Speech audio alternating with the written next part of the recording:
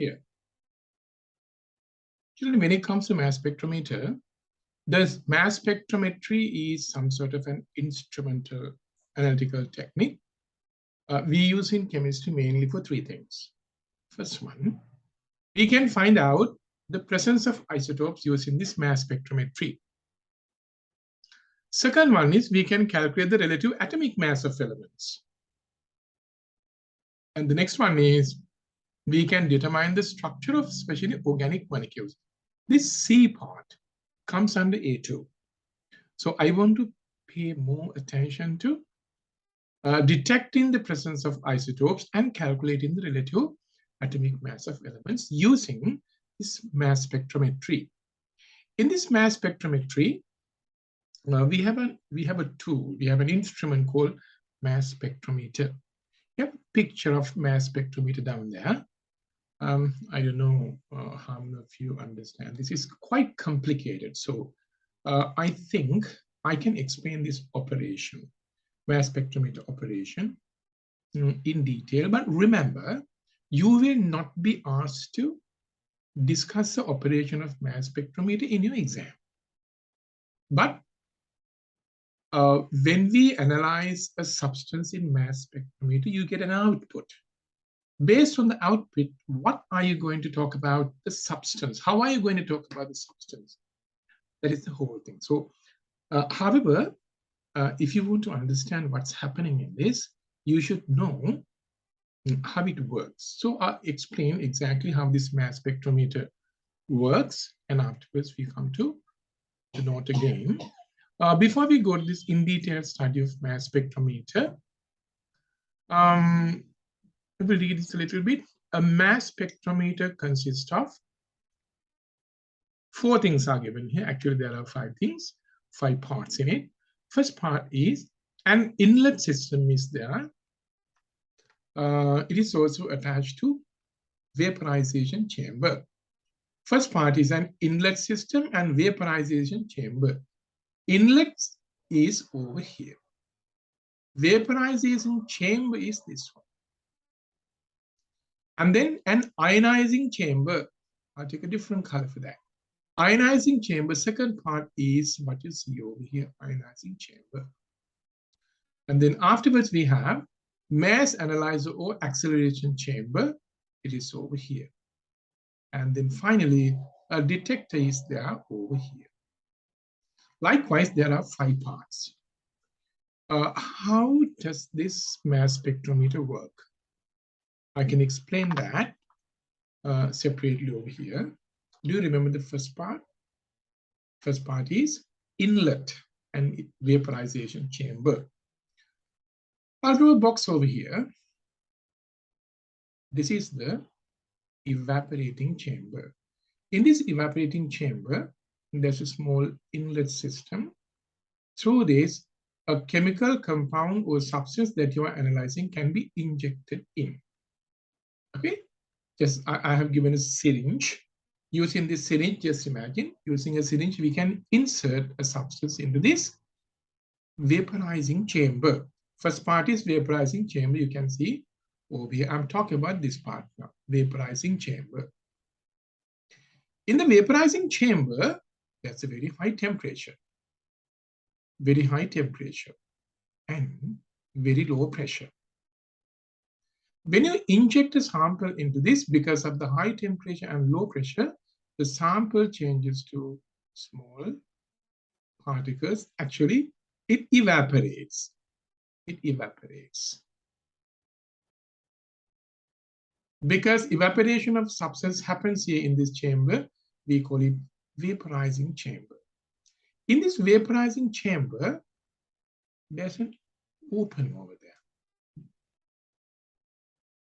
It opens to another chamber. That chamber is here, second chamber. First chamber and second chamber are connected in this manner now. Now what happens?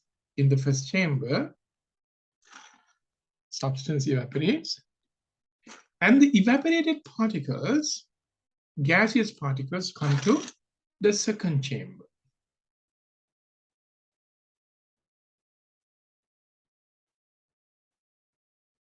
Now you can see vapor particles come into this side. Through diffusion, because the pressure is high, particle concentration is high, particles come to this side. Now, when particles come to this side, you can see over here, there's a metal plate. On the opposite side of also, there's a metal plate. These metal plates are actually the two ends of an electric field. I can show the connecting part here. Here, because pressure is very low, this is almost a vacuum, This is a very, very high potential applied here. Voltage is very high. Voltage, I will give a reasonable value, 20,000. It's a very, very high voltage. If you consider this as a circuit, you can see circuit is discontinuing here. These two ends are not connected, so we can think that electric current is not conducted. But actually, because of the high voltage, you get a complete circuit here. Remember, electric current can be transferred or electric current can be conducted in a vacuum also. So I said this is almost a vacuum. So this is a negatively charged plate. This is a positively charged plate. From this negative plate to the positive plate, electrons. Electrons are shot. Electrons travel. These electrons are high energy electrons. High energy means they have a lot of energy because of the voltage applied here. So this special part where the electrons are emitted is called electron gun. Let's say I'm talking about analyzing an element called X. Now element X particle comes from here to here. And then there are electrons shot from here, negative plate here. Electrons move very fast to the positive plate on the other side. And if this X come in between the positive and negative plate, if an electron shot from here, this electron can go and hit on that X atom and remove an electron from the X atom. This is a removed electron. And then X particle changes to X plus. This is a cation. It is in gaseous form. This is also in gaseous form. This is actually ionization. Ionization. Because this ionization occurs over here, we call it ionizing chamber. See, ionizing chamber is over here. I'll use a different color for this. This is ionizing chamber. Electrons are coming from here and remove one electron from an element, and that element changes to a cation. Let me remove this. All right. Now what happens? There's another chamber over here. Actually, there's a small, kind of a long tube-like thing. I remove this part and remove this part. You can see second chamber is opening to the third chamber, right? And now strange thing is happening. Over here, on the left-hand side in this picture, there's another metal plate. And in this tube, one metal plate, another metal. There are two metal plates. These two metal plates are connected together. And then this is actually something like a CD. Okay. Each part over here, this one and this one, is something like a disc. I think you get the picture. There's a small hole inside. So this slit is this opening here. Okay, this plate is connected to these two plates. I'm talking about another electric field. There are two electric fields in this. This purple one is the second electric field. There we have positive end over here, negative end over here, negative end over here. For this also, there's a very high voltage. High voltage. This is positive. Now, you will see in the ionizing area, exchanges to X plus. Now, X plus is formed here. As soon as X plus is formed, on the left-hand side of it, you have a plate which is positively charged. So this X plus will be repelled by this positively charged plate, and a repulsive force is acting on this X plus. This X plus is going to get pushed to the tube over here. And the movement of X plus from this ionizing chamber into the tube is also promoted by these metal plates which are negatively charged, because this positive negative attraction happens here, positive positive repulsion occurs here. And because of this repulsion over here on the left hand side and the attraction on the right hand side, these particles travel very fast.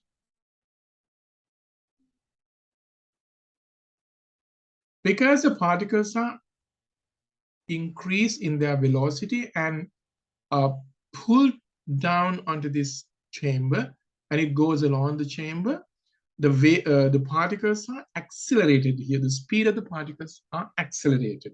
So this third part is called accelerating chamber. Yeah. These dots are the particles which are getting repelled from this positively charged plate, and particles move very fast through this accelerating chamber. When these particles go over there, at the end, it is bent a little bit. It is bent a little bit. And you have a coil over here, which is an electric field. I'm sorry, magnetic field. Electric current is passed into this. When electric current is passed through this coil, you create a magnetic field over here. Magnetic field. When these positively charged particles travel along this accelerating chamber and enter the magnetic field over here, this is actually an electromagnet. By passing electric current, we can generate a magnetic field. When particles travel through this magnetic field, they deflect their movement. They don't go straight. They deflect their movement, and then it's somewhere here on the tube. Because of the deflection happening on the positively charged particles, this area is called deflecting area. See here, deflecting area. Now here we have vaporizing chamber, and then we go to ionizing chamber, and here we have accelerating chamber, and here we have deflecting area.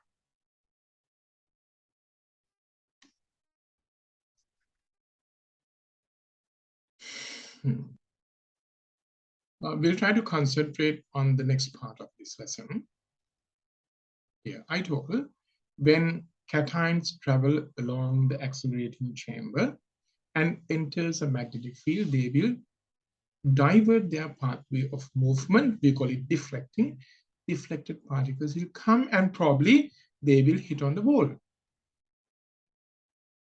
If a particle hits on the wall, we are not going to achieve what we want. Over here, there's a detector. All right.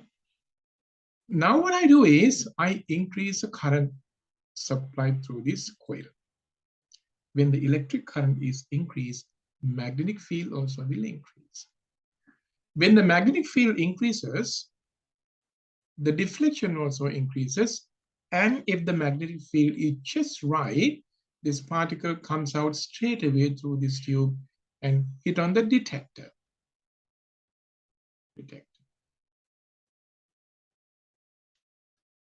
Now get this idea also. If you want to deflect a particle right onto the detector, there must be a specific magnetic field for that. If there's a very light particle, if there's a light particle detecting here, the magnetic field that is used to detect that light particle is very low. And if there's a heavy particle, to drag this heavy particle onto the detector, we have to use a high magnetic field. Now, this is a computer. This is incorporated into a computer, fully automated machine. Whenever a particle hits on this, it does some sort of an analysis. It compares the magnetic field used here to get this particle out.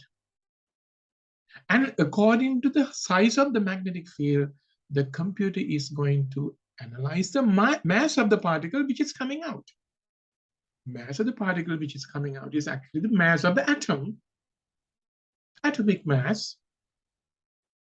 In this manner, we find out the mass of a particle falling on the detector. As soon as a particle hits on this, that signal travels to a computer nearby, and the computer gives you a diagram. This is a diagram. This is actually a graph. This graph is called mass spectrum. It's a mass spectrum. I have not given the name of it. It's a mass spectrum drawn on a computer. And later you can take a printout of it. I think it is explained very well. Now we go to the next part of it. I said we get this. Let me push this whole thing a little bit towards the left-hand side so I can have some space to draw the diagram. I don't want that part. Everything is explained. All right. When a particle comes and hits over here on the detector, I said this detector sends that information. What information? It does a calculation and finds out the mass of the particle. And that mass of the particle is drawn, is presented in a graph, which is drawn in this manner. In the graph, we have x-axis. X-axis is m over e. M is the mass of the particle. E is the charge of the particle. And if you listen to me very carefully from the beginning, here X has positive charge, +1 charge. So M over E means mass of a particle divided by charge is usually +1. Anything divided by 1 is the same thing. So here, if I have a particle, a signal over here, this is how it is recorded. This is a signal. It's a horrible signal. I'll do a straight line. Okay, let's say this is a signal.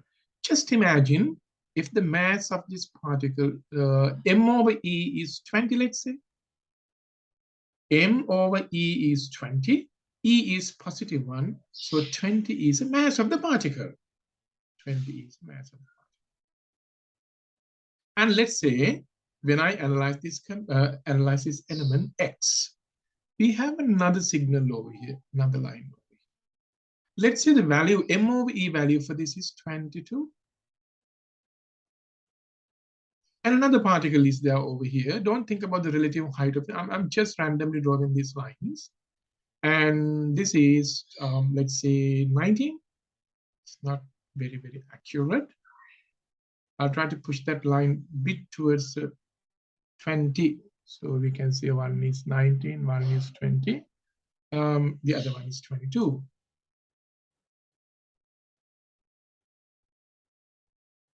Okay.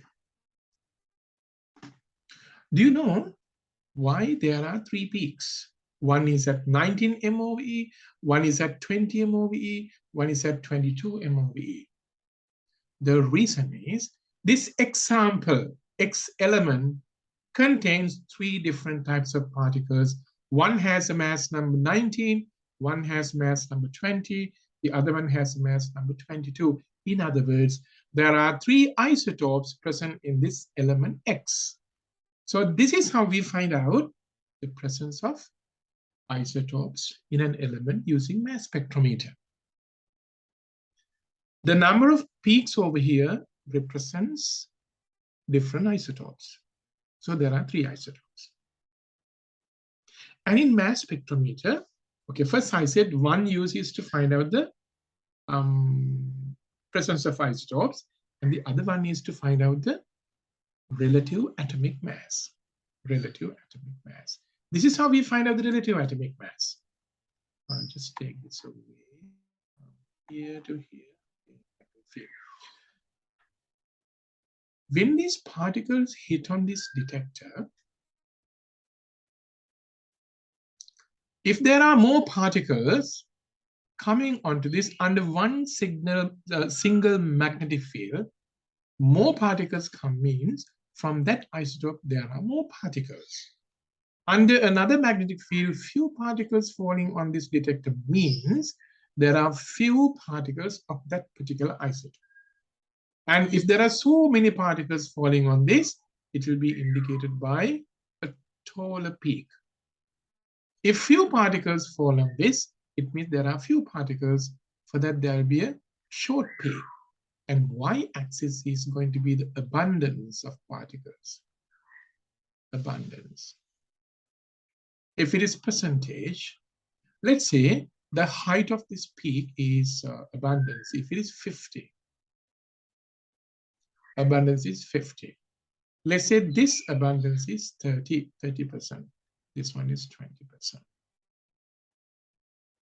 Do you get the point now? This diagram tells you that there are particles having the mass 19. There are particles having the mass 20 and particles having the mass 22.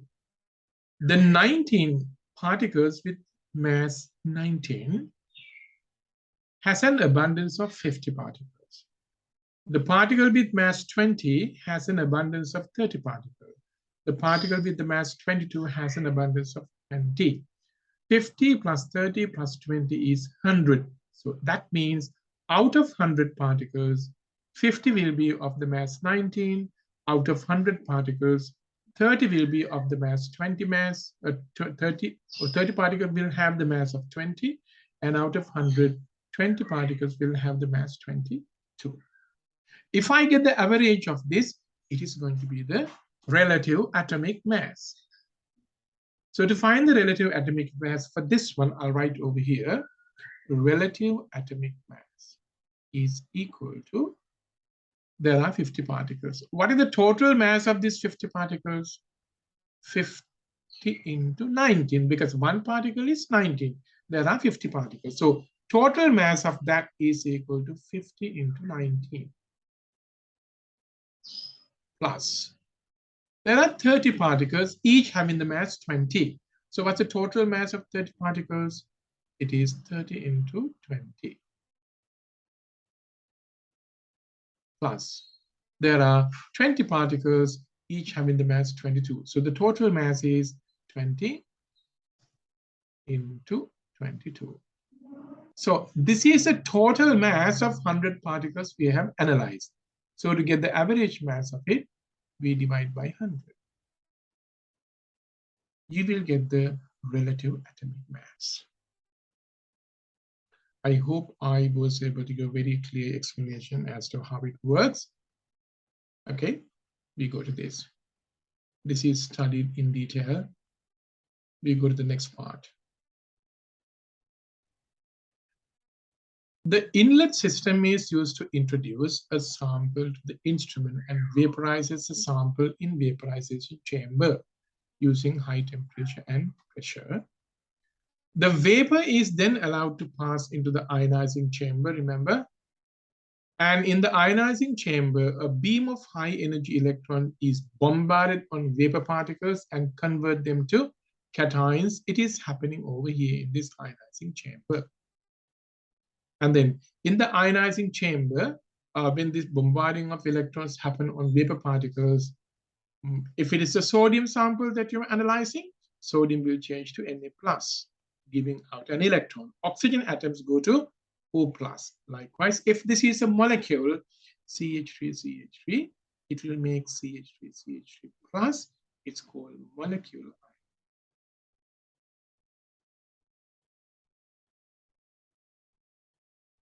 Okay, I'm not going to talk about this molecular ion thing very much because it comes under A2 chemistry. However, this is just to give an idea. Even molecules can change into ions, and these molecules with positive charge are called molecular ions. Now we go to the next part. Most of the positive ions formed will carry a charge of +1 because it is much more difficult to remove further electrons from an already positive ion. Nobody asked this question. I said when electrons are bombarded on these particles, for example, X goes to X plus by removing one electron. Afterwards, I didn't talk about X2 plus. It is because if you want to remove one more electron from X plus, removal of one electron from an atom which has already lost an electron is very difficult. You have to give a higher amount of energy for the second ionization energy. We talked about this, remember? And the other one is, as soon as this X plus particle has been formed, it doesn't stay over here. It will get shifted, it will get pushed to the other side. So there's no chance for X plus to change to X2 plus. So I'm telling here, most of the positive ions formed will carry a charge of +1 because it is much more difficult to remove further electrons from an already positive ion. First point. Second point, these positive ions are guided out into the next area in the instrument, accelerating area. So it is not remaining there to be hit by a second electron. And the mass analyzer or acceleration chamber contains a series of negatively charged plates which focuses and accelerates a beam of ions into a curved tube which has a magnetic field that separates the ions by mass. I'm talking about this part here. Once particles have been formed, they will go through this accelerating chamber helped by these metal pieces which are charged, and the particles will be directed into the deflecting area where there's an electromagnet. Okay. We go to mass spectrum. A mass spectrum is a stick diagram drawn to show the frequency of different particles against mass charge ratio.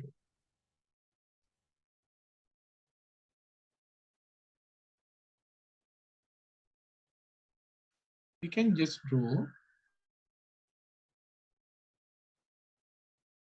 x-axis, label M over E, and this is abundance. You can write abundance as a percentage. I'm just saying that it's a stick diagram.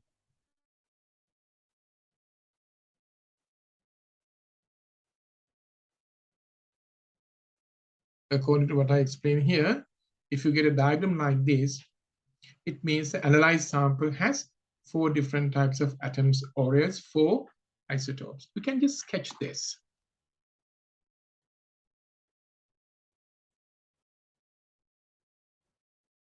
Okay, now in this part of the lesson, I just explained to you what this mass spectrometer is, mass spectrometry actually, and how we analyze a sample of an element in mass spectrometer to find out the presence of isotopes and to calculate the relative atomic mass of an element.